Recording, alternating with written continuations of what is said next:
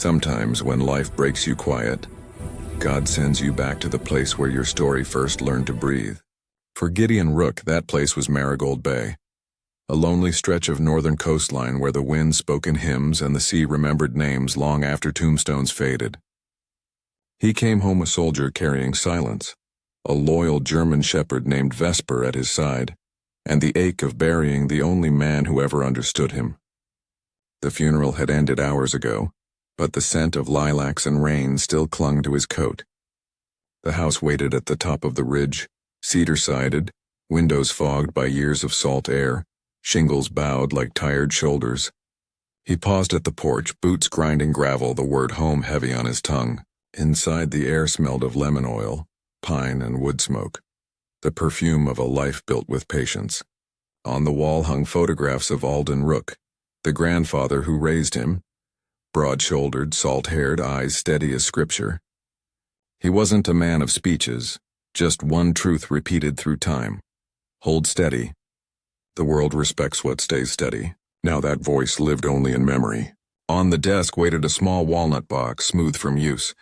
Inside, an old brass key tarnished at the edges, and a letter that said simply, "Do not sell the home before you see what waits.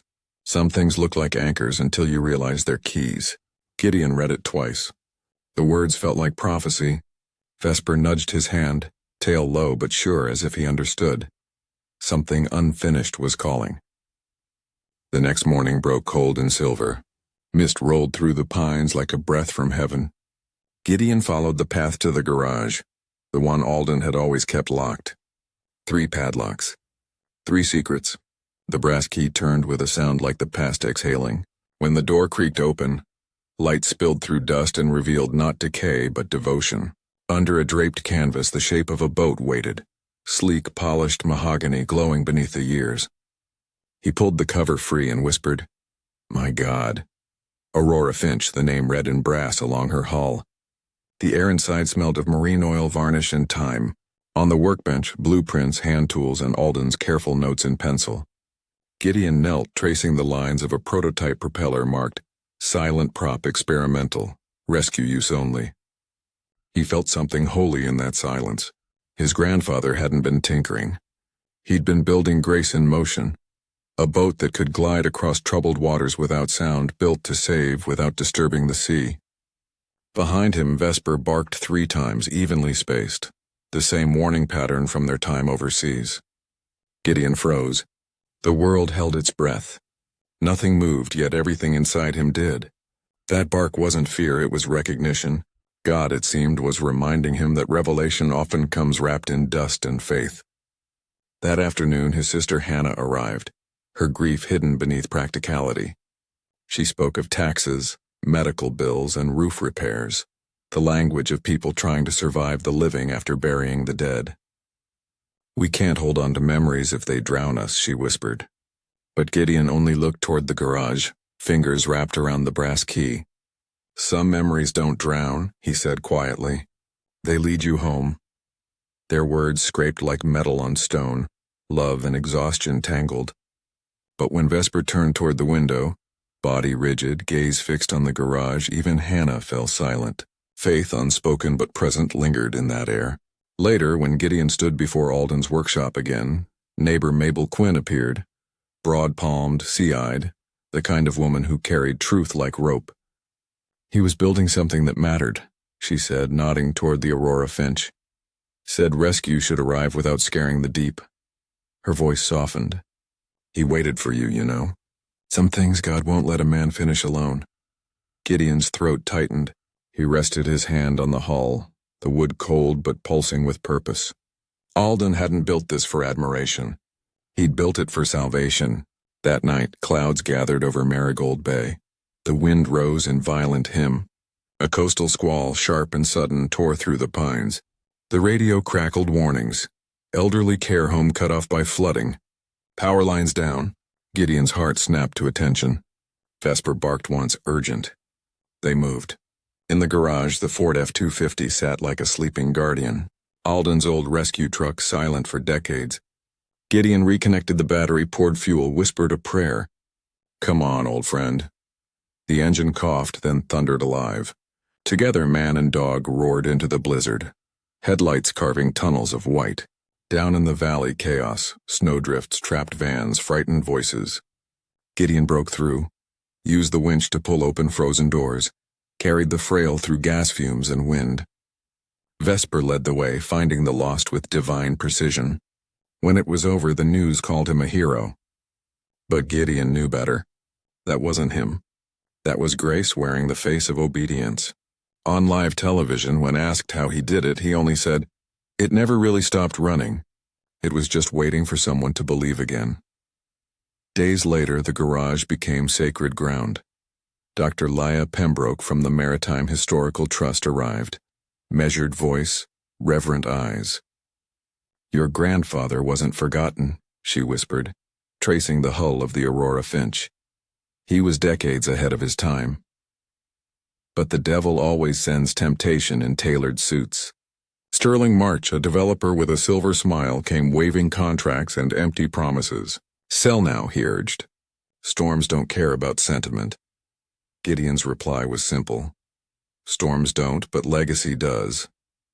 Vesper, as if on cue, barked 3 times and scratched near the boat's bow. Gideon followed his signal, uncovering a hidden compartment, a rolled chart sealed in wax. Inside, maps of covert rescue routes, notes labeled silent routes. Leah gasped. "These aren't blueprints. They're mercy written on paper." Gideon held the chart to his chest. It wasn't invention, it was faith translated into motion. Hannah's eyes filled as she whispered, "We can't sell this." And for the first time since the funeral, the house didn't feel empty. It felt alive. Weeks later, laughter echoed through Alden's workshop again. Gideon had turned the garage into the Northwind Youth Marine Workshop. The smell of sawdust and oil mingled with the joy of children learning how to build, to trust, to steady their hands. Vesper moved among them like an old soul in fur, checking every knot, every step, tail swaying in rhythm with purpose. A small girl whispered, "Is he safe?" Gideon smiled. "He's the safest thing you'll ever meet." Each child learned more than craft. They learned faith and steady work. Hannah watched from the doorway, her face softened by pride. "I thought you meant a sign," she murmured. "But you built a compass."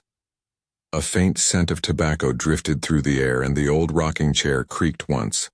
Slow, familiar. Vesper barked 3 gentle notes. Gideon closed his eyes and whispered, "We're doing it right, old man." In that moment, heaven felt close enough to touch. Spring returned with light that looked like forgiveness. The Aurora Finch was restored and placed at the center of the Maritime Heritage Hall. The plaque read, "Alden Rook, the silent boatwright." Townspeople gathered, faces warm with pride. Gideon stood beside Hannah and Vesper, his coat catching sunlight like flame. Sterling March arrived too, humbled now. "You were right," he said softly. "Legacy isn't property. It's stewardship." He pledged his company's funds to a scholarship in Alden's name. The buoy bell rang 3 times, Vesper barking with each toll as if echoing heaven's applause. Gideon felt it then, the presence of his grandfather in the wind, the same quiet smile that once guided his hands. No thunder, no miracle spectacle, just the holy hush that follows when faith finishes what fear once interrupted. And sometime, when the world turns quiet enough, you can still hear them on the shore. The soldier and his dog walking the sand where sea and sky meet eternity. The morning light spills over them like blessing, and the waves hum a hymn of gratitude. Gideon holds Alden's final letter. "Choose not what enriches you, but what honors truth." He folds it gently, eyes on the horizon. "Looks like we're keepers of more than tools now," he whispers. "We're keepers of fire." Vesper leans against his leg, tail slow, heartbeat steady. Together they face the rising sun. 2 souls, 1 legacy, and the faith that built both. Some stories end in thunder. Others, like this, end in grace. The kind that moves through wood dust and sea salt, through steady hands and loyal hearts, through the quiet miracles that prove God still speaks. If this story reached your heart, share it.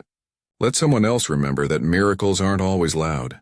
Sometimes they're hidden in the patience of good men, the faithfulness of a loyal dog, and the steady love of a God who never forgets his builders. Subscribe, stay close, and may your own hands, whatever they make, be blessed with purpose that never fades.